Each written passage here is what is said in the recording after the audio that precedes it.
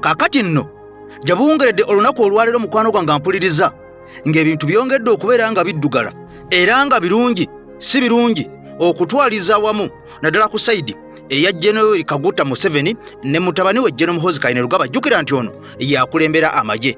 Saagala weerabire ng'ennaku z'omwezi 12 omwezi gwali gwa 2 omwaka 2026 omukago gwa Bulaaya lwe gwatuula guno ne gussa kibunga nkuyege era bano baatuuka n'okubeera nga bakuba akalulu baali ababaka 720 abaatuula wabula 540 bo baasalawo mu kalulu kano akaaliwo akaakubwa. Akalulu kaakubwa kuki? Kaakubwa nti okulondebwa kwa General Museveni tekwali kwa mazima na bwenkanya. Kaakati ne balonda era mu kulonda awo ababaka 540 bonna baakakasa nti mwami Museveni bye yalondebwamu byali bya manchoolo. Eyo nti yali election wabula yali military operations. Kati wuliriza ebigenda maaso munda mu ggwanga erya South Sudan byongedde okubeera nga byeraliikiriza abakungu munda mu gavumenti eno eya mwami Museveni. Kakati nno nabategeeza ku nti ekibiina ekyamawanga amagatte bwe kyavayo ne alipoota omukuku gw'ebbaluwa namutaayika guno nga gwakakasa nti waliwo ekitta bantu nga kirindi era nga abaakikola bano baali basirikale aba UPDF abaduumirwa General Muhoozi Kainerugaba essaawa zino era nga amagye ago Chief of Staff ye General Yoweri Kaguta Museveni ampuliriza. Kati wuliriza nno olunaku olwaleero poliisi evuddeyo mu bukambwe obw'ekitalo ennyo. Wuliriza, jjukira nakutegeeza nti abantu bano bonna abaayitibwa gavumenti y'eggwanga Uganda ne batendekebwa bayite constables aba poliisi bano ne bavaayo okubeera nga bayambako mu kukuuma akalulu n'okulemesa okulaba nga obululu bwennyininyini obwalondebwa balangirira abantu abo mu mazima n'obwenkanya. Kaakati bano abatendekebwa poliisi mwabalabanga era twabagamba nga nti baali ku byalo n'ebyalo. Kaakati bano nga bw'olaba mu kifaananyi kino olunaku olwaleero bavuddeyo nga babanja Electoral Commission sente zaabwe ze baakolera babasasule oba baagala oba tebaagala. Kakati nno bano batandise okubeera nga babakwata omu ku omu, buli eyeewandiisa nti ngenda kwetaba mu kalulu nkakuume nga nnyambako poliisi n'ebitongole bikuuma ddembe tebaasasulwa. Kaakati nno olunaku olwaleero nga bw'olaba oluseregende luno bamaze okubeera nga batandika okubeera nga babayoola omu ku omu.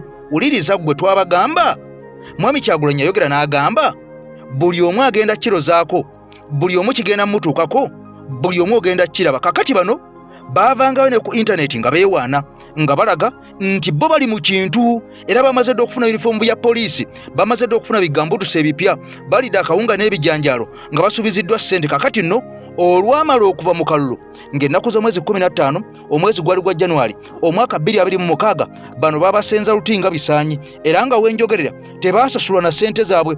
Kaakati okubadde ng'okubanja bajje babenga abeekalakasa. Jjukira gye buvuddeko nakutegeeza nti bano baali bategese okwekalakasa sinziggu era nenkulaga omu ku bwe yali aweera nti Electoral Commission mutuwe ssente zaffe ze twakolera oba si kyo tugenda kwekalakasa. Kaakati nno bano tebabalinze.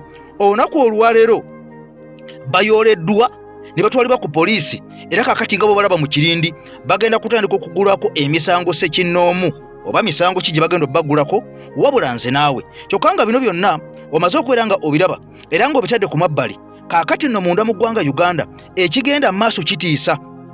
Nakutegeeza nti omukulu lumu yalina etteeka lye yali ayagala okubeera ng'aleeta ery'okulonda leader of opposition mu parliament y'eggwanga Uganda ono nga talondebwa Robert Kyagulanyi Ssentamu. Wuliriza bwino, wuliriza abasajja bwe batidde, wuliriza abasajja ampuliriza amagezi ge basaze. Kakati nno bano etteeka balikomezzaawo ery'okulonda leader of opposition naye nga bamulondera munda mu parliament wabula nga abamulonda be bali mu bibiina ebyo ebivuganya gavumenti. Wuliriza, wabula bano kye bakoze baagala omuntu ono alondebwe nga parliament eno enkadde yennyini ekyalimu ba Mathias Mpuuga Nsamba, ekyalimu bano abasajja abamanyikiddwa nga Bassegona Akali Amaggwa, abasajja abamanyikiddwa nga Mbwate Kamwa, abasajja abamanyikiddwa nga Ssemujju Nganda, abakyala abamanyikiddwa nga Joyce Baagala n'abalala ba Bedi Bwanika. Kaakati baagala parliament eyo enkadde yebeeronda leader of opposition ate agenda okukola mu parliament empya. Owulira kyannaku nnyo nti parliament empya tebagikkiriza kugiwa mwagaanya y'okwennyini kwerondera mukulembeze agenda obba kulembera. Nga kino kiraga nti waliwo akabaddi akokosa abasajja bano bonna abaagwa abalina obusungu bansi bambi uliriza bansi bambi balonde omuntu oyo agenda okubeera ng'akolagana ne mwami Museveni. Jjukira nti NUP erina ababaka 49 be yalonda naye nga bano abamu tebaana bakubeera nga balayizibwa kyokka nga ate abamu abaali ba solidi abaali gumite nga basajja Bamwanga Kivumbi, abasajja nga ba Geoffrey Lutaaya, abasajja nga ba Hildamani n'abalala bangi baluta maguzi bano baggibwayo mu parliament mu mankwetu wadde nga baali bawangudde akalulu okusinziira ku bigambo byabwe. Kati abaagwa essaawa zino bo bakyaliyo mu parliament wadde nga na bano baagwa balemesebwa naye ky'omukisa omulungi nti gye bali era bajja kulonda. Katulinde tulabe naye nga nkugambye nti NUP era ekyalina omukisa gw'amaanyi okubeera ng'ewangula akalulu kano era eweebwa omukisa okuteekawo abantu babiri abalondebwako. Kansooke nkutwale mu nsonga zino owulire lwaki si nnungi era zandibadde zitya nga Bobi Wine aliridda wa nti ababaka ba opposition mu parliament balina okukuba akalulu ku leader of opposition. Kyokka nze bye naali yagadde okutebolinga ng'omubaka wa parliament singa nfuna akakisa akayingira mu parliament ye13 kwe kugamba nti at least omuntu akwatanga ekyokubiri abeere substantial leader of opposition mu kalulu k'obwa president. Singa Kyagulanyi Ssentamu abeera ne office ye wali ku parliament, emmotoka gy'olwo Ssenyonyi z'alina nga Kyagulanyi yaziina lidikana biki omuntu asobola okufuna okwetolwa eggwanga lyonna ye kennyini agyekwatiremu nga leader of opposition paka omulala wajja n'amugjawo. Naye etteeka lya lumu ennongose zayagala zikole, but of course ku mulundi guno ndowooza NUP kijanguyira okuwangula kubanga NUP erina ababaka ba palamenti 49. Ebibiina ebirala byonna tewali kiweza yadde na UPC erina simanyi 9 nabadde ndabagundi abayingidde mu gazeti nagambe petition zatandise narabe ne Saro Pendu ombaka wetololo yataddeyo da petition yasoka nateekayo recount eyo ne bamukuba kati yataddeyo petition buli atamatira ateekayo petition kati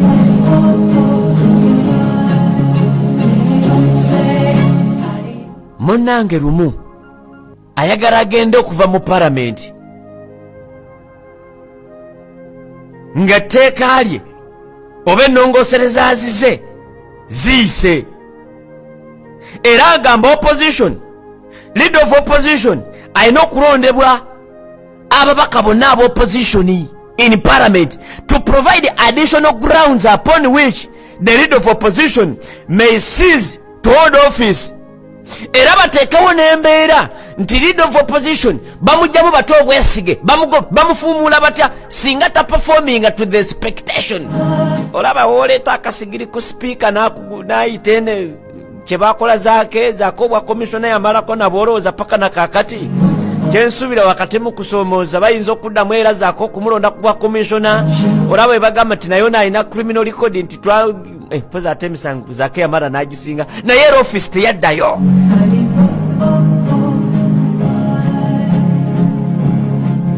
Kakati nno wadde nga bino byonna bikyagenda mu maaso olunaku olwaleero Honorable Mwanga Kivumbi akomezeddwawo mu kooti ampuliriza era ng'ono tasobodde kubeera nga afuna obwenkanya, tasobodde kubeera nga aweebwa bbayiro, tasobodde kubeera nga afuluma ekkomera wabula ng'okusinziira ku mawulire ge tufuna gongedde okulaga nti Muhammad Mwanga Kivumbi ono nga yembaka akiikira abantu b'e Butambala addiziddwayo ampuliriza mu kkomera era ng'ono aweereddwa wiikisi 2 okutandika n'olwaleero lwagenda okuddamu okulabikako mu kooti wiikisi 2.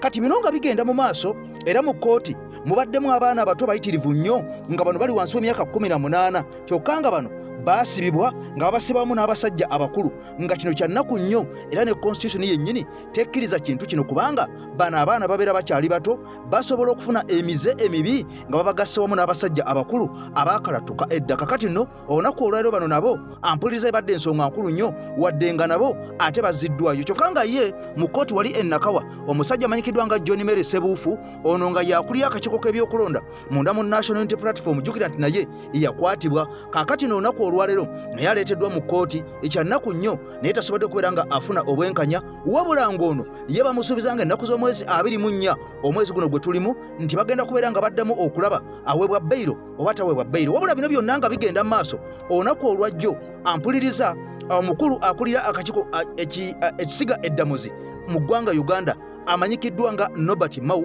ono nga minisita wa Mwami Museveni wa NRM kyokka nga ate pulezidenti wa DP ono yasinkanye abalamuzi beponde bannamateeka ab'enjawulo bano nga bavuddeyo ne bategeeragana bulungi nnyo butereevu era nga bagambye ensi nti kaakati abasibe abali mu makomera mbu gavumenti tekyasobola kubeera nga ebawanirira tekyasobola kubeera nga bano ebawozesa mu budde mbu kyova olaba nga abasibe abamu bamala emyaka n'ebisiibo nga tebalabye ku mulamuzi tebalabye ku njuba tebalinnye mu kkooti yadde n'akamu n'akatono kakati nno bano bavuddeyo n'ensonga endala emanyikiddwa nga gumuzo lada kakati nga ladra nga kati no ensonga eno mbwetegeeza omuntu yenna abaziza omusango waddembe okusooka okutegeeragana n'oyo gwazizaako omusango emisango egikandaliridde mu kkooti basobole okubeera nga bagiwera basobole okubeera nga bagigoba basobole okubeera nga bagikendeeza Nobert Mao agamba mbu ensonga eno agireese okubeera nga bagitunuza mu bantu era bagenda kubeera nga bagisomesa n'abantu ku byalo eyo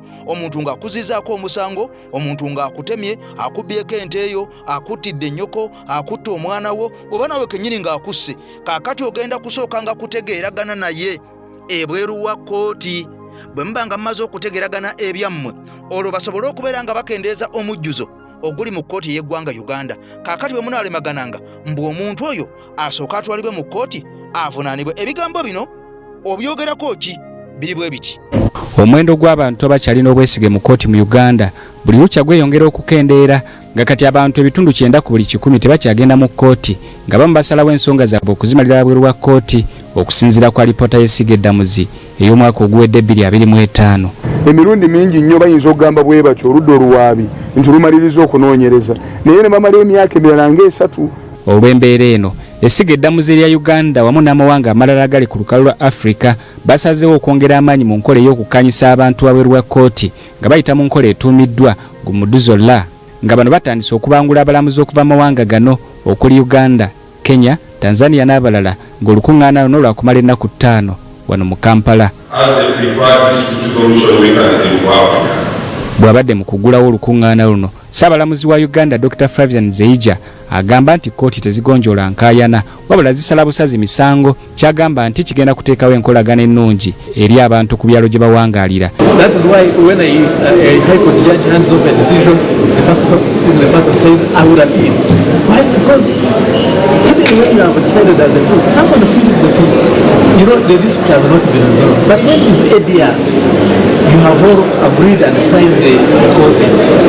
This will never go beyond that stage. Dr. Zeija ategeezezza nti baagala ng'omuntu tanagenda mu kkooti asooka ayitire mu nkola ey'okukkaanya n'oyo gwagugulana naye okwewala embeera ey'okumala ebiseera mu kkooti. However, in some divisions, like family division, we have made it mandatory that every case must go through mediation. I think the division took that decision under the and it has yielded results. Recently, we gave them an award for the best performing division. Why? Because many of the cases have been solved under mediation. Minister Semateeka n'essiga eddamuzi Nobert Mao asabye bannamateeka okujjumbira enkola eno ebayambeko okukola ku misango emingi. Wabaawo akavuyo ng'abantu bali mu nkaayana balooya mwe baliira naye nga Chief Justice bw'ayogedde balooya balina okumanya nti ne mu kino ekya ADR mulimu sente kubanga ojja kukola emirimu mingi nga keesi ezo zimaliriza mu budde naye oyinza okusulwawo myaka 20 oli ku musango gumu okumaliriza. Mao ategeezezza nti enkola eno yakuyambako ne bannabyabufuzi abaagala enkyukakyuka awatali kuyiwa musaayi. Kati tulina olutalo lwa Iran. Eyo ye example esingira ddala kati ya ADR. Osobola okusuula bomu zonna naye nga byonna nga biwedde mulina okutuula wansi mukaanye ebiri e Gaza. Naffe wano mu Uganda oluusi bwe tuva mu kalulu wabaawo okutakaanya bannabyabufuzi nabo balina okukaanya ku muntu gwe bakkiririzaamu abatuuze bamalewo enkaayana. Olukuŋŋaana luno lwakumala ennaku 5 nga lwetabiddwamu abalamuzi ab'enjawulo ku lukalu lwa Africa. Zubairi Lwalira ne Moses Jonjo, BBS Telefayina. Hajati Nakalembe gwe ntambula naye omukyalo ono nga musomi wa Dduwa Kayingu era mbeera nkutegeeza enkya n'eggulu nti omukyalo ono era ye kafulu asomesa n'abo abaagala okuyiga okubeera nga muyiga okusoma edduwa, okusabira abantu emikisa n'okubeera nga abantu abali mu buyinike, abali mu nnaku, abaasibaasiba ddafeesi mubayambako okubeera nga mbeera yaabwe eterera nga muyita mu kusaba edduwa. Kakati omukyalo ono Nakalembe akugamba nti kuba ku nnamba esembeyo 529 asobole okubeera nga akuyamba ayagala okgenda ebweru, emirimu gyesiba, viisa zaakubula, oyina olutwe, toyina mukisa, abaana bo basoma bubi ku ssomero, kakati sente zikuyita mu ngalo, oba amaka gayuuga, byonna Hajati Nakalembe ono, oba ndwadde yeekwesibyeko, oyina majini, oyina mayembe, oyina biteega, Hajati Nakalembe agamba dduka zambwa teweetulako na ndwadde, ajja kuyamba. Ate ekirungi kye nti ajja kuteeka ne mu kyogo addemu akubeere nga akussa mu kyogero ng'omwana omuto, era ono ajja kukumira n'ekyoto. Kakati akuteereko n'edduwa, abaffe gwe onoobeera wabeera na kisirani kya kika ki atasobola kubeera nga okyukako. Bino byonna nga babitadde ku ggwe muntu omu, wabula bino byonna nga bigenda mu maaso. Olunaku olwajjo omukulu amanyiddwa nga Alhaji Erias Lukwago era ng'ono yakyali Road Mayor w'ekibuga Kampala afundikidde okubeera nga awaayo ofiisi mu mwezi guno ogwokutaano omwaka guno gwe tulimu. Kakati nno olunaku olw'eggulo yavuddeyo ono n'akakasa butereevu nnyo nti abasuubuzi bonna bonna abakaaba abali mu Owino be baasendera ebizimbe ebyamenyebwa ate wali muntu mulala yenna gwe tulina kubeera nga tunenya, tewali muntu yenna gwe tulina kubeera nga twekwasa, oyo haamu yennyini awedde emirimu. Road Mayor Erias Lukwago agamba tewali kubuusabuusa yadde okubuuza ani atigomya abantu b'omu Kampala, oyo haamu yennyini. Kugambye omusajja agambye ayina ne bwino, ayina obujulizi nti yamenya akatale k'Owino bannansi ne babbibwako ssente zaabwe empitirivu ennyo ezabadde mu bukadde n'obukadde, ne bafiirwa bizinensi zaabwe, emigugu gyabwe n'ebintu birala bingi nnyo, bizinensi zaabwe ne ziggwawo. Omusajja agambye oyo haamu ng'okusinziira ku bantu bazze okumenya babadde bambadde ne bu reflectors obuliko nti haamu, nga kino kyongera okukakasa n'okulumiriza nti haamu kennyini yabadde asindisa abantu bano ng'akosa ekifuba, kubanga omusajja agamba Erias Lukwago nti haamu yalayira n'agamba nti abantu bonna abaliraanye haamu shopping center oba shopping mall bonna abaliwo oba baagala oba tebaagala agenda kubagobawo kifuba, kubanga ono agamba mbono kano yakafuula kazinga ke. Kakati nno Haji Erias Lukwago agamba omukulu amanyikiddwa nga leader of opposition munda mu parliament y'eggwanga Uganda amanyikiddwa nga Joel Ssenyonyi oba Honorable Joel Ssenyonyi, ono amugambye nti nkwegayiridde nkusaba oyita ababaka bonna abali munda mu parliament y'eggwanga Uganda abakiikirira ekibuga Kampala, kubanga abantu bano abali mu Owino bava mu bitundu byabwe ne bajja ne bakola mu Owino. Bwe batandika okubeera nga babamenya ffe ne tutula butuuzi ne tuzinga emikono, tujja kuba abantu bano tubalyazaamaanyiza era n'abakulembeze bano bajja kuba tebalina kibagasse ku nsonga eno ey'abasuubuzi bano. Kati nga Erias Lukwago agamba omusajja leader of opposition alina okukulemberamu n'ababaka bonna bakiikirira mu Kampala babeeko kye bakola, oba kwekalakaasa oba kulumba haamu oba kukola kutya. Meeya yabyogedde. Lukwago era ayagala akuli oludda oluvuganya mu Parliament Joel Ssenyonyi akulemberemu ababaka b'oludda oluvuganya aba Kampala bakolewo akatiisa ku bigenda mu maaso mu kibuga Kampala. Annual Katamba yalondodde bino. Okusinziira ku tteeka erirungamya enzirukanya y'ekibuga li KCCA Act, olukiiko lu City Executive Committee olukulirwa Lord Mayor luluvunaanyizibwa ku kubaga embalirira y'ekitongole olwo ne lugiwaayo eri olukiiko lw'abakansala olwawamu okukubaganya ebirowoozo ku ngeri embalirira eno gy'ebeera etemeddwatemeddwamu n'oluvannyuma neeyisibwa okugattibwa mu mbalirira y'eggwanga ey'awamu. Mu kiseera kino ng'eggwanga liri mu kuteekateeka mbalirira y'omwaka gw'ebyensimbi ogujja ogwa 2026-2027 mu bbaluwa NTV gyerabyeko Ssaabaminisita wa Uganda Robinah Nabbanja yawandiikidde minisitule zonna okuwaayo entematema y'embalirira yaazo oba Ministerial Policy Statement obutasukka ng'ennaku z'omwezi 12 omwezi ogwokusatu 2026. Kati ye Road Mayor wa Kampala Erias Lukwago ategeezezza ng'olukiiko lwakulembera lu City Executive Committee bwe lutendewaliddwa okukola embalirira y'ekitongole ki KCCA oluvannyuma lw'okukitegeera nti mu kuteekateeka embalirira y'omwaka ogujja ssente ezibadde ziweebwa KCCA zaasaliddwa okuva ku buwumbi 916 ezaagiweebwa mu mwaka gw'ebyensimbi guno oguliko okudda ku buwumbi 718 nga y'enjawulo ya buwumbi 233 nga zino zikola ebitundu 25 ku buli 100. Sente bazisaze.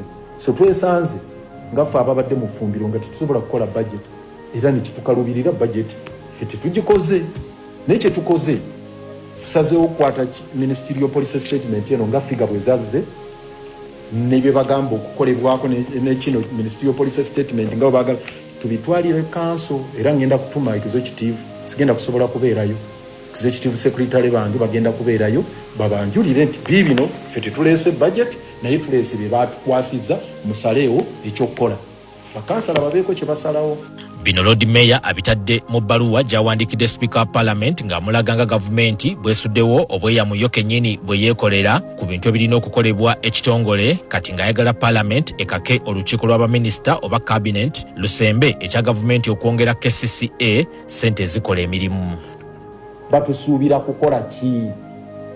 Ng'essente z'emyala teziriimu, ez'obutale teziriimu, okujja kweza Greater Kampala buno obutale obusatu mulimu akeggaba ne Usafi wamu ne Kamuja. At least obwo bozo sente za World Bank naye buno obulala kitintale n'obuno bulala obulina okukolebwako wapi temuli n'emisu.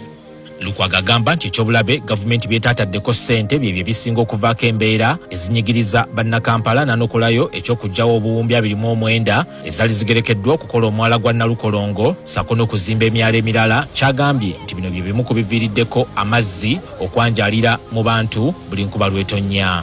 Twali tutaddemu waakiri emyala esatu tugezeeko okulwanyisa ku mataba nga waliwo omwala gwa Nalukolongo, waliwo omwala gwa Lubigi, waliwo n'omwala gwa Kaliddubi ye Mayanja. Ne bagamba Kaliddubi ne Nalukolongo giveemu tewali sente tezimala ne kusigalako okumaliriza ogw'omu Lubigi meters lwenda ezaali sigadde nga bazitaddeko obuwumbi 29 n'ezo sente baaziggyemu. Ekitegeeza nti kukola ku myala eminene mu kibuga Kampala tewali n'ekikumi kiteekeddwayo. Eno ye budget ey'okubiri ekolebwa mu period eno ey'emyaka 5 eya development plan eno.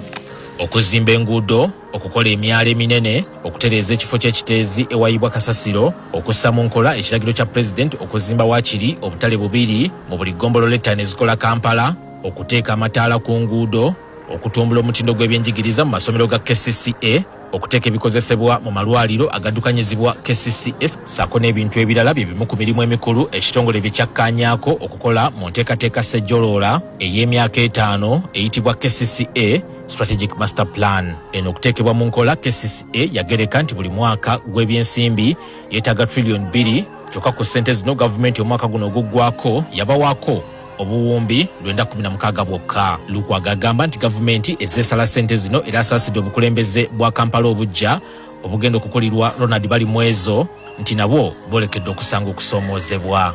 Mu myezi ng'ebiri wano nja kuba nvuddeyo naye njagala kulaba ng'ekitongole kigenda mu maaso nga kikola enteekateeka okuteeka mu nkola ebirooto ebirungi byengenda okuleka muno mu kiwandiiko kino. Takomye kuteeka kazito ku Speaker wabula akoowodde n'akulira oludda oluvuganya mu Parliament Joel Ssenyonyi akulemberemu ababaka b'oludda oluvuganya bakole wakatiisa ku mbeera egenda maaso mu kibuga. Yita amajeego mu kibuga Kampala ba memba ba Parliament 10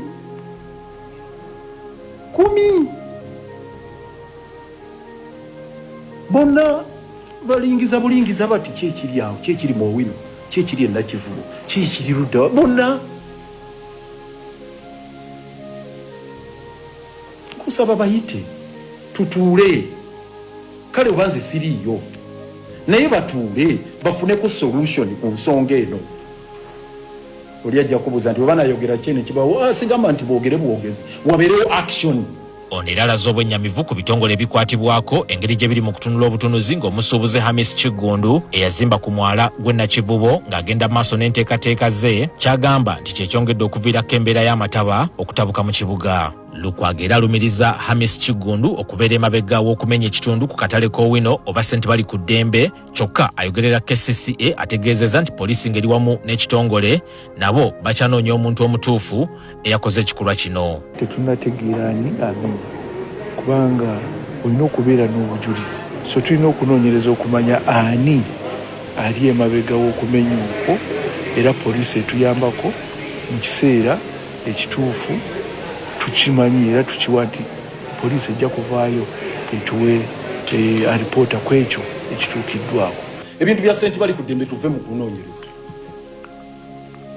Kyogamba waliwo atamanyi ne bw'obuuza mwana ayonka ng'asobola okutegeera ekigenda mu maaso mu Kampala amanyi nti Amisi Kigundu ye yamenya akatale ka ssente bali ku ddembe. N'abazze okumenya abavubuka kawula agamenye gabadde mu butishaati bwa Hams. Ham bwabadde mu reflector bwa Ham. Yani ayinza okuwaita ntala nakkirira ku territory Amisi gye yasalako nga yiye nga siye. Salamu alaikum. Ajati nakalembe omusomi w'edduwa. Bw'oba wenyiye embeera embi yankusomere ku dduwa. Abali ebweru mirimu gigaanye papula zeesibye kino kyekyoto kwensabira omukisa kobe ng'odiriddawa wali okusabira n'ofuna emikisa. Ky'oba olabanga abirira ebinyonyi ebitalina kyakulya naawe atalina mulimu jangu kusomere ku dduwa ofuna omukisa. Eno ennyanja kwesula buli kimu ekisira ne kiba kikujjudde nekikasuka mu nnyanja nekikunta nekigenda. Nze Ajati Nakalembe gambawo ennamba yange yeeno 075237529. Temuddeeyo nemwebakira ebizibu mukobe ku nnamba yange eno. Kakati nno mu ngeri y'emu waliwo amawulire agafulumye nga gano galaga nti His Excellency Robert Kyagulanyi Ssentamu enteekateeka zaawedde dda ez'okufuluma eggwanga Uganda, kubanga mbu okusinziira ku mawulire galaga mbu ono n'olunaku olw'eggulo abasajja bava ne bagamba nti tebamunoonya tebamuwagala aba gavumenti y'eggwanga Uganda baasudde emisanvu era ng'okufukuza n'okwaza be baana baliwo ababadde olunaku olw'eggulo ku nguudo zonna ezifuluma ekibuga Kampala. Bano babadde bafunye amawulire ag'obukesi nti Mwami Kyagulanyi yabadde alinako waali ne bazigirirwa. Kakati nno wadde nga bafunye amawulire gano Mwami Kyagulanyi tebasobodde kubeera nga bamukwata. Kakati nno bino byonna nga bigenda mu maaso wabaddewo enteeseganya, wuliriza, wabaddewo enteeseganya wali mu bakulu abali mu diaspora abatwala ekibiina kya National Unity Platform abaalondebwa. Bano be bakulembeze abali mu diaspora nga bano bonna basiza kimu nga enkuyege nga bagamba nti Mwami Kyagulanyi alina okusooka okwetegula afulume eggwanga Uganda. Kaakati bw'anaamala okufuluma eggwanga Uganda ebinaddako tunaabeera nga tubiraba bulabi oluvannyuma lw'okubeera nga ye amaze okubeera nga abomba. Jjukira nti amawulire gasooka ne gafuluma nga galaga nti Mwami Kyagulanyi yali amaze okubeera nga afuluma mbu ng'ayingidde munda mu ggwanga erya Amerika. Wabula oluvannyuma gano gonna amawulire ye kennyini yagawakanya ng'akola obutambi obw'enjawulo ng'alaga nti akyali munda mu ggwanga Uganda ono tafulumanga, era nga famire ye okuli omukyala okuli abaana be baafuluma edda eggwanga erya Uganda, bano nga bali munda mu ggwanga erya Amerika. Kakati nno Mwami Kyagulanyi okulumirirwa na bino ebigenda maaso okumuyiga okumunoonya n'ebigambo bye yayogera wali eri ku EU ampuliriza ne mu Geneva Summit, bino byonna byayongera obunkenke naddala eriye bepo n'abo abamuwagira. Kakati nno wabaddewo ekirowoozo ekipya ekyabadde kireeteddwa ku mmeeza nga baagala ono oba ayagala oba tayagala afulume eggwanga Uganda, wabula nga waliwo okutya nti bw'anaavaayo n'agezaako okufuluma booda zonna. Kakati abasajja bazitaiteninga bazinyweza, talina waayinza kufulumira, talina waayinza kuyita kufuluma ggwanga Uganda. Kakati nno enteeseganya eziriwo wali mu diaspora mu bakungu oba abakulembera ekibiina kya National Unity Platform okusinziira mu mawanga ag'enjawulo, bano bonna bagamba nti kituufu ono afulume, wabula agenda kufuluma atya?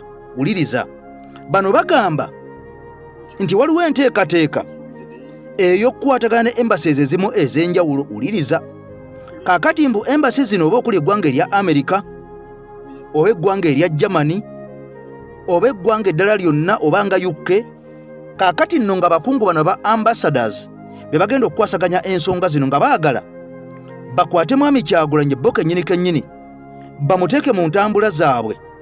Kaakati olwo bamuvuge mbu mpaka ku kisaawe. Jjukira nti bw'obeera ogenze ku embassy obeera oli ku ttaka eritali lya ggwanga Uganda, okusinziira mu mateeka tebasobola kujja kukukunula mu embassy ya ggwanga lya Bungereza nakifuba yadde poliisi yadde SFC.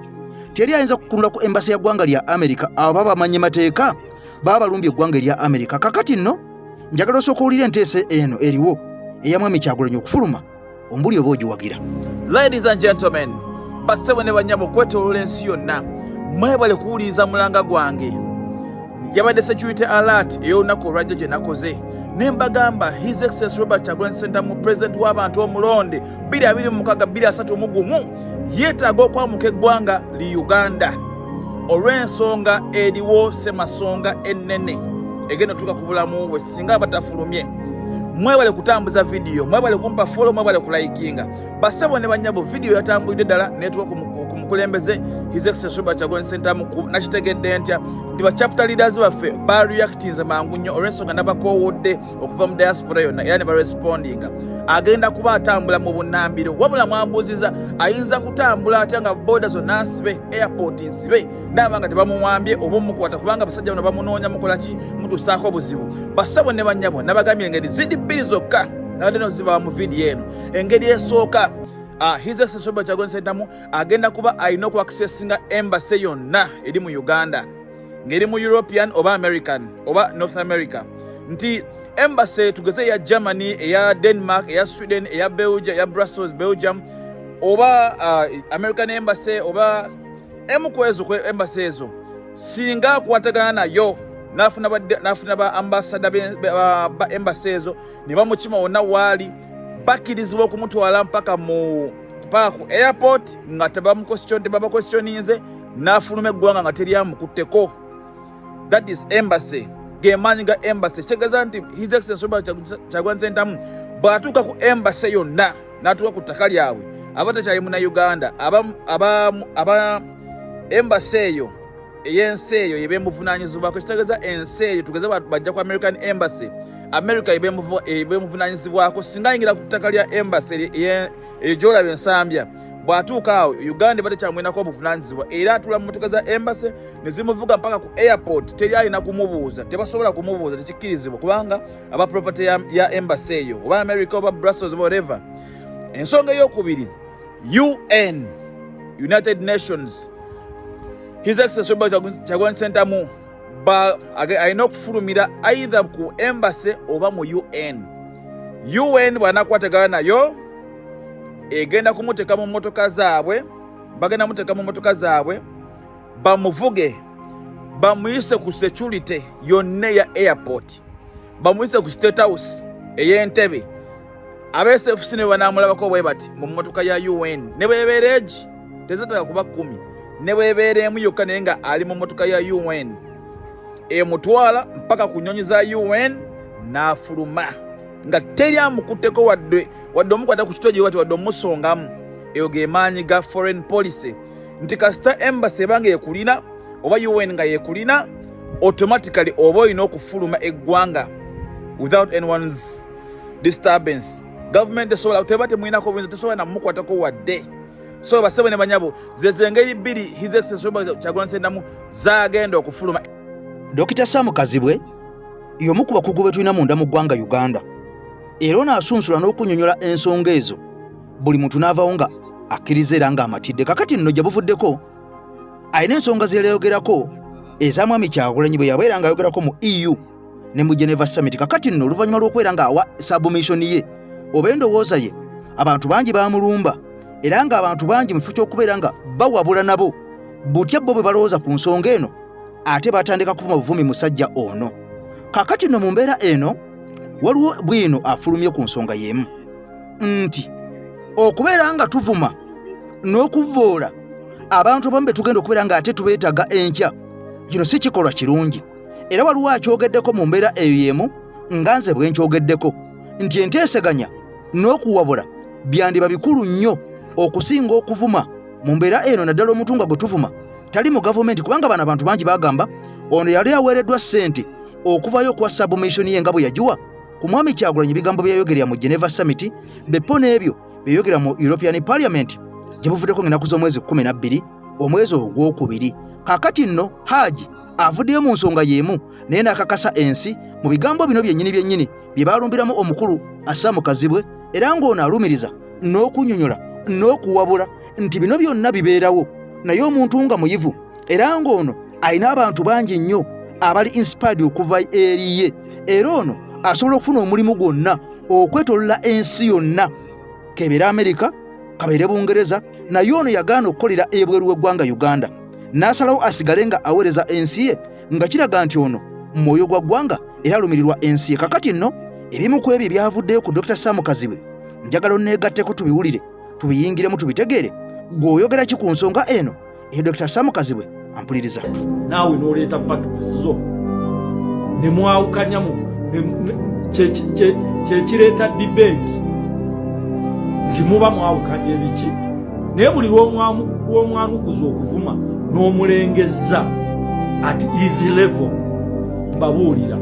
Oli yatuuse n'ogamba mbu nina gwe nalabye omu ku social media ng'agamba kyova olaba tasobola nakukolera bweru w'amawanga abeera ku CBS simanyi na wano. Let me tell you this, Dr. Sam Kazibwe okujja ku CBS bamwegayirira olw'obukugu bw'alina. Alina capacity efuna omulimu mu nsi yonna gy'ayagala. Ekyo abalina PhD bakimanyi n'abayivu mukimanyi. Alina capacity efuna omulimu mu nsi yonna gy'akola ki. Naye olw'okuba alina passion esharinga okumanya kwe naffe bapizanti abatunula mu kamera zino ne tulowooza nti tumanyi nnyo era tuli bakugu era tusobola okuwemula ne tuvuma buli muntu. Ye ayagala ku lw'ensi ye contribution gye yawaayo agabane naffe bye yasoma. So my brothers and sisters, video gikoze mu mutima gw'abase Uganda. Weewaawo muyinza okwogera buli omu kyayagala, that's the world where we are. Nsi yakubaganya birowoozo, naye ekinnuma nti mu nsi y'okubaganya ebirowoozo abamu obwongo bumanafuwako ne balowooza okulumba paso. Ekirala tuyige okukkaanya mu butakkaanya nti tetukkaanyiza ku kino, ekirala tujja kikkaanyaako. Ate abantu abamu tubeetaaga mu ngeri emu oba endala mu struggle, kuba Sam Kazibwe abaana abamusomerako radio bayitirivu. Ate Saddo Haji Makolo Kavuma, assalamu alaikum wa rahmatullahi wa barakatuh. Nze Tariq gwewe nampuliriza era ngoberera tambuza vidiyo ene tuke ku Haji Makolo Kavuma. Eno njikoledde ye n'abalina endowooza ng'eyiye. Eno vidiyo njikoledde gwe mukulu wange n'ekitiibwa ekingi era nkuwa ekitiibwa. Ate era abantu abakozesa olulimi oluvuma mbavumirira. Si kirungi kuvuma, era we wabaawo eyavumye Kazibwe kikyamu. Si kirungi kuvuma era nzikaanya naawe. Naye obuzibu bwe mulina naddala nga gwe Makolo Kavuma bwe butategeera Uganda kije mulimu essaawa. Makolo Kavuma temumanyi Uganda kije mulimu essaawa. Makolo Kavuma n'abakufaanana bannayuganda bakoowu. Bannayuganda bakoowu beetamwa emmandwa gye bayita Museveni n'abagigongojja. Bannayuganda beetamwa gavumenti ya Museveni. Bannayuganda beetamwa gye bayita Museveni Makolo Kavuma n'abantu bonna abakolagana naye. Njagala kukubuulira kino nti n'akalulu Museveni akimanyi. Omanyi lwaki atta Bannayuganda abawamba abasiba nga tebalina misango? Omanyi abantu abafiiriddwa? Omanyi entaana eziri ku bijja by'abantu nga ntaana mbisi naye nga zonna zaabaddewo mu kalulu ako? Oli n'ateekawo akalulu nga kataddewo ku masaka yakutemula Bannayuganda. Omanyi Abannayuganda abafiiriddwa abantu abalina emitima nga balina ennyiika bennyamivu nga banoonya jasiti nga balinga bbomu eri awo erinza okubaluka. Okimanyi ekyo Makolo Kavuma? Makolo Kavuma kambabuulire Bannayuganda bakoowu. Oli wano obawaanira ng'omuntu bw'ali omuyivu ennyo eyasoma alina simanyi biki obayise bapizanti. Ebyo byoyogera obiraba bye bikyasinze okubanyiiza. Nsibambi si muyivu, asomesezza emyaka abayivu. Omanyi kyabadde asomesa baganda baffe balawyers ne bajjaji? Omanyi kyabasomeseza balawyers? Abadde abasomesa butakwatagana na Museveni na bikolwa bye. Akoze eki? Omusajja omu ku basajja abakyasinze okunnuma ye musajja eyafa ng'agambye ntalisonyiwa Museveni olw'okufuula abagezi abasiru abaana baabwe abayivu n'abafuula abagwagwa batategeera. Abayivu mu Uganda bakyasinze okuba abasiru. Kyekyewuunyisa abo b'owaana mbusimanyi balina zi PhD. Can you imagine? Ogambye nti omusajja oyo Kazibwe alina PhD. Nkiddemu nti alina PhD. Yasoma Makerere naye nga yasoma human rights. mbadde nkusuubira Makulu Kavuma mu nsonga zoowa nga tonnatubuulira kirungi kye yayogera ku pulezidenti waffe obutaba unpredictable. Wandibadde omanya nti tuzze tugwa mu butego bw'abantu abasooka okukola obulungi n'okwogera bye twagala okuwulira akagenderere ku lasti ne bajja ne batukuba bom ne batudisappointinga. Kankubuulire mu Uganda ssaawa zino ng'oyagala okukwasaganya n'Abannayuganda era okubategeera tosobola kubategeera ng'olina kyokoze kyonna nga kigatta ku Museveni, naye oba oyagala okubategeera sirika tebagenda kukulumba. Oyo gwolaba baamumanyiira nti aweereza byebweru era ebyebweru baali oyo y'omukwano basinga okuwulirizibwa. Naye omanyire radio kwakolera akolera ku radio CBS oba NBS kwe baagoba pulezidenti waabwe, kwe baagoba bawaiswa mufumbiro olw'okwogera ebiruma bannansi. Waba yasobola okusomera ku ssente y'omuwi w'omusolo, muwi wa musolo yali mu kumwogerako. Kati bwe banga ssente y'omuwi w'omusolo gye yakozesa okusoma PhD eya human rights, njagala ombulireyo activity emu Saamukazi bwe gyali alabikiddemu nga oba akoze conference oba nga avudde eri abantu oba nga ali abantu nga agezaako okuteeka mu nkola kye yasoma ekya human rights. Gw'otakimanyi nti Uganda yekyasinze okwa abusinga human rights. Salabireeta avaayo akyogerako, Bobi Wine His Excellency Robert Kyagulanyi avaayo n'abyogerako, gundi ono omukyala gundi oyo bamuyita ni Miriam Matembe avaayo n'ayogera. Abakazi bafudde, abantu bafudde nebo ye yakisoma kinamu ne PhD ndiro yali avuddeyo ku human rights kubitulugunyizibwa mu Bannayuganda n'ayimirira nabo nga ali nabo ababuulira obanga abuulira ensi ku ngeri eddembe ly'obuntu gye lityobeddwamu kubanga yasoma nabisoma na ku ssente za muwi wa musolo. Oyo ssaawa zino ali mu kumukritisizinga amubuuza ebibuuzo. Makulu Kavuma olabika tomanyi Bannayuganda ssaawa zino. Bannayuganda ssaawa zino bajaasi. Omujaasi bw'aba ali ku front ng'alwana tebamuwa information emmalamu maanyi. Ne bwankubadde ali mu lutalo ng'alwana newankwadde omulabe w'amaanyi gw'alwanyisa ng'alina ebyokulwanyisa nga tabirina, komanda ajja mugamba tumukuba omusajja tunaatera okumuwanga. Aba ayagala kigambo kimwongeramu maanyi kulwana. Bannayuganda saazo tebagala kigambo kyonna kibamalamu ssuubi, ekyo tebakyagala. Omusajja oyo tebalina bamuwuliriza kuba bamuwuliriza era lwe baali bamulumbyeko oyo Saamukazi kwe kugamba nti omusajja ono mugezi era tumuwuliriza, naye lwaki afa nnyo ku by'Uganda ku by'e Bulaaya ebyawano byo tabyogerako. Bamukulisizingako akimanyi ogyomubuuze ne batandika bimusindikira messages kugundize ku mikutu gye nga bamubuuza gwe ebya Uganda byo tobimanyi, omanyi by'e Bulaaya byokka. Baasirika tebamwataakinga naye bakigezaako kimugamba.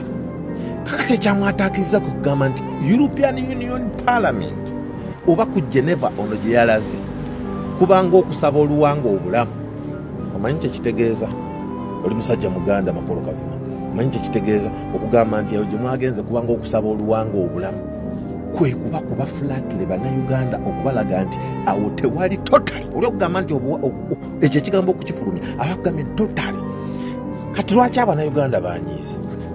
Bw'aba ayogera ku nsi za Middle East ng'ayogera ku nsi endala ng'ayogera ku EU Parliament ne Geneva Zani Summits alaga nti awo waliwo ekivaawo era alaga nti bw'amakulu nyaawo ebyo genda mu archives tandika okugenda olonde olabe engeri gy'abadde ayogeramu kweza enkiiko ku mawanga amalala. Bannayuganda banyiize nnyo okulaba nti ku nsi ye ate agamba mbu tekiyamba ng'ate abasindika awasembayo ye kennyini yazaabagamba Abannayuganda nti siteepu eno ebeera bweti neeno neeti neeno weti neeno n'otuuka wano mwennyini oyo kaakadde olw'okwaba bamugoberera nga bagoberera bamukootinga bakyalenjinga byabadde abagamba ne byayogera ku nsi ye. Ekigambo kyeyayogedde kigatta ku Museveni kuba Museveni buli muntu ayogera ekigambo ekimalamu Bannayuganda essuubi ery'okukyusa obukulembeze. Newankubadde tebajja kuwangula tovaayo kubamalamu maanyi baleke balwane waakiri sirika ye Munnayuganda essaawa zino. Makolo Kavuma nkikugamba kino musindike message ekutuukeko. Eno message nze talikize ngikusindikidde. Bw'oba tolina kyakwogera eri Bannayuganda temugeza kuvaayo kwogera ku kintu kyonna nga kigatta ku Museveni eri Bannayuganda. Bannayuganda kankubulireko Museveni baakuba Museveni akalulu gwe Makolo Kavuma batokimanyi kati kankikubuulira. Bannayuganda tewali yalonda Museveni n'abali mu gavumenti tebalonda Museveni. N'abali mu gavumenti Museveni singa abasirikale bali tebatiikingako n'okubba n'okumuyisaawo eyo gye bamuyisa yali tagenda nakufuna 24 gye yafuna. Museveni ne Munyagwa yamusinga akalulu. Eno yo eyaleero yeetaagamu kuba ina obwongo. Owa P2B no revolution dwarf eno giyiteko, this one is not for you. Twetaaga abantu abasobola abamanyi ku logic. Okitegeera, twetaaga abantu abakola abamalako kala at least emyaka nga 16 mu ssomero nga bakola ku pepe erimu logic. Olaba abantu bano amazima bagamanyi. Okitegeera ekintu ekyo. Eno ye stand yaffe lwaki tubagamba tetujja kukkiriza muntu yenna yenna kugenda mu kooti, kubanga obeera otuukiriza ekintu kyabwe kye baagala. Bakola abantu bano bakola ebintu bino nga bakitegeera bulungi, kubanga always bwati wabaddenga azannya akazanyo ka capitalist democracy. Okitegeera nti katubabbe nga n'ensi yonna yonna eraba amazima nti oli ye yawangudde, tubusobole okumusika ajje mu kooti atuwe legitimacy, then tumuddiza obuwanguzi bwe nga sina kindi n'oluusi nga tumaze okumukompromisinga. Abantu bano amazima bagamanyi. Ono wa NRM akugambye Kansole Wisirubongo yawangula akalulu, Kansole Wisirubongo yawangula akalulu, nga Alex Waiswa Mufumbiro we yakawangula, nga Keija we yakawangula, nga Honorable Lutamaguzi Semakula we yakawangula, nga n'abalala bangi nnyo bebakola ki bebabba mu kalulu ako. Okitegeera ekintu ekyo. Wabula eno always kibaddenga ki ceremony oba gubaddenga mukolo nti yajja kikolanga bwatyo afune legitimacy ey'omu parliament, afune legitimacy ey'omu kooti. Okitegeera ekintu ekyo. Amazima abantu bano bagamanyi ffe tugamba tetugenda kumuwa kyayagala, kubanga bwatyo wabaddenga kikola okumala emyaka 25. Njagala owulira akatambi k'ono omukazi then nzije tweyongere. Bano bagenda kulwanagana n'amazima ne mukama waabwe akimanyi nti ey'entebe tugenda kugimusikamu ya banzibe. Siye yajiba mu 2021, mu 2026 bakola kiseremone kyabwe bayina results zetutamanya gye zaava naffe wetugambira we should reject the fake results and we should not legitimize the sham election. Eyo stand yaffe. Abantu bano bamanyi amazima tetugenda kubawa kye baagala, era yenna agenda okubawa kye baagala ng'ogenda mu kooti, ng'ogenda mu parliament, oba ng'ogenda mu council yonna obeera olidde mu bannansi olukwe, era tujja kukulabisa. Nkiddamu tugenda kukulabisa, kubanga eno revolution we twajjamu tetwajja kusaagamu kuluna. Bannaffe bangi babifiiriddemu. So abantu bano ebintu bino babimanyi. Just watch this video. Nze yali yasimbyewo era manyi nti omuntu eyawangula mu mazima n'obwenkanya ye Rubongoya, naye Miisa Kabanda ye yatubba ago ge mazima. Era amusaba tayimirira mu palamenti n'akwata Qur'ani ng'arayira bamuweereze constitution ya Uganda gy'aba akwata n'arayira nayo, kubanga tukooye okutyoboola ebitabo ebitukuvu. Era ekyo nkisabye mumuwe constitution gy'aba arayiza yadde ekitabo, kubanga Rubongoya yamuwangula. Ndowooza okirabye bakola byonna bwe babikola nga balina kye batwagalamu, era kye baali batwagalamu kugenda mu kooti zaabwe kulaba stampinga kooti ezitakola tuziraba stamp nti these courts they meet the international standards and they can offer justice to Uganda. Nzaafe ba revolutioners we tugambira forward Katonda yatuwa eye opener tugenda tulabayo only that mweno revolution tulina revolution dwarf oba P2B kati bubeera muno olwokubanga kapostinga president kati kalowooza ebintu kabitegeera, kalowooza kategeera nnyo. Okitegeera naye some things need logic, some things need education, nga wasoma ng'osobola okutegeera logic y'ekintu. Okitegedde bana amazima bagamanyi obalaba batandise ono nga wagogedde ne mukama waabwe agamanyi bwatyo bwagamanyi, wabula ne mukama waabwe naye always it is the same script. Kyovolaba ye yakwata Kasibante Robert n'amugamba genda mu kooti obenga ataddeyo omusango then omalo gy'obyefule. The same script gye bazanya okuva kuwa LC1 paka kuba president bwe kati wekazanya fo we tugambira nti ono senga vuddemu ngaddemu waabwe tetugenda mukkiriza. Kati asitabuka teeke abakulindiddewa omwelegitimacy ya parliament waagala ki government kisigalewo wano bo lwaki amugambe ntino mumuwe constitution wabalayira bakimanyi nti eryo ddame lyabwe kiseremone. Okitegera ye kino era buli revolution dwafu obuwe bukugambira tuyita mu mateeka n'okabuuzo oyita mu mateeka ki. Okitegera a revolution it is overthrow of the constitution ebeera tekola ne muteekawo constitution ekolerera abantu. Okitegera kye bayita revolution. Katika revolution dwafu ekatandika okukootinga bukotinga articles in the same constitution gye bwogerako gye buli mu kulwanyisa tuteekewo empya ekola okitegeera gye buli mu kulwanyisa kakati ate gye kakuwa reference ne kagamba kakati article bweti constitution yesigaza gundi bbiri ziri and these are foreign policies. That is why we say we are revoking charters nga Commonwealth Charter, Commonwealth Ministerial Action Group tujja kubanga tuyogerako ku live nga Royal Charter, nga American Foreign Policy, nga United Nations Charter, nga mudaba ne United Nations Charter ku nsonga za Sudan ejeeye enjala ne kuza Uganda esobola okujjayo enjala. Awe tuli si muntu yenna ayina kutuza mu constitution ate gye tuli mu kulwanyisa. So bino bye nabagamba nti ffe kye kituyisa ba infinite class keeraga kati nze nkola empya sometimes munnenya ebintu bimu naye ekirabo ky'amagezi n'omukisa kyo Katonda yakwasa ebiri nampakati nze munenye olwokubanga yabimpa ebyo okuba nti nsobola okulaba ye abalala gye batannalaba. So ndowooza mukirabye, that is where our fight is. Ffe tubagamba nti abantu bano bakola ebintu bino nga babimanyi era nga target ye gyayagala awo wayagala legitimacy. Kati naawe senga ogenda mu same trap n'ogamba nti kaŋŋende eri y'olwedde abeera amaze okutapinga. Kati ddira gye tukoze batandise okulwanagana n'amazima. Ndowooza mukiraba Munnayuganda nakugambye keep your eyes open at Kavule. Temutunuulira NRM mugireke. NRM byonna byeyakola byonna ebimanyi and their target is to get legitimacy gye beetaaga. Bajifuna batya senga tunakkiriza ka sanctioned opposition status. Senga tunakakkiriza awo omanya legitimacy bamaze okukola ki bamaze okugifuna. Okitegera bino babagamba nti bajja kukola by election. An illegitimate and illegal government cannot hold or organize legal and legitimate election or by elections. Tebasobola kukikola wabula ffe tukugamba gwe wenna gwe babba please bannayuganda tugenda kukulonda obulu obwo bwe wafuna ne babubba okyasobola okuddamu okubufuna mu by elections entuufu ez'amazima n'obwenkanya nga waliwo fair competition nga His Excellency Kyagulanyi Ssentamu Robert ye president w'eggwanga lyattu Uganda. Mugende mu bululu buno kubanga tugikozesanga Democratic Front okugezaako okuexposinga system ne tufuna results ngeezo bo bennyini ne batandika okulwanagana n'amazima. Okitegeera bakyajja bonna nkugambye abo ono ye muntu omu yakajjayo kati onavuddeyo n'abalala bakyajja okubakakasa nti aba NUP bababba bubbi. So ffe tetusobola kulegitimizinga ekyo kiseremoni, tetusobola kulegitimizinga military operation kubanga ne mukama waabwe naye akimanyi byakalulu yakabba. So awe tukugamba nti gwe MP gwe kansala kaaba mpola n'entebe nnene bagitubbako. That is why we are not going to give him legitimacy. Wabula senga mukkiriza okukolera mu system ekitegeeza mbeera mukkiriza defeat nti yabawangula nkiddamu.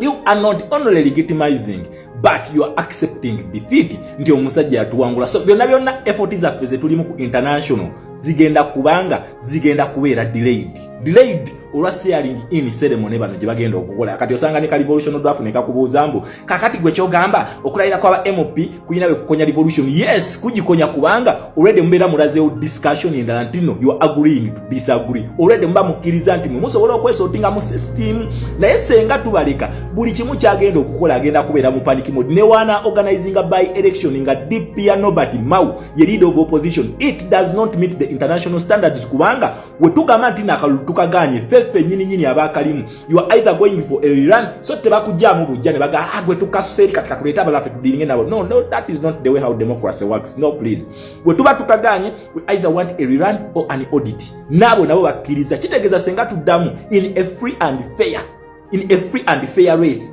Kansole Wisirubongo yawangula akalulu ako oba niwe tugaina ntufuna audit entuufu. Kansole Wisirubongo afuna obuwanguzi bwe n'abalala ffe tubagamba ki your patience is going to give us fruits. Common good. Okitegeera bano bajja kwekuba n'amazima enseera be buno obutambi mu butambuze buli kavaayo mu katambuze twongere okukakasa international community kana akatambi ne kabeera mu Luganda bana abantu babumanyi mu butambuze beerabise. Kakati bakulu legitimacy gye mwetaaga tugenda kuba wayakinga namwe mwena mukkiriza nti abanupu mwababba bubbi. Tetugenda kujja mu kooti, tetugenda okukkiriza muntu yenna obulayirira obeera olidde mu bannansi obeera ovudde ku mulamwa nga greed ekusise okusinga common good. Munnayuganda all eyes at Kavule. Nchiddamu, all eyes at Kavule kubanga bana abantu Museveni always eno yebadde game ye bwati bwagizanya. For the first time, let us do the other way round. Emyaka jona abadde nga successful nayo abadde talabangako ku kintu kimu. One, okugaana okugenda mu kooti abadde takirabangako. Okitegeera yakitestingako mu 2021 naye era twagendayo still ne tumwa legitimacy. Number 2, talabangako ku bantu bagaana kulayira, takirabangako kuba akimanyi babeera baagala sente. Kyovula bateze million 315 kyayagala. For the first time, let us give him the opposite.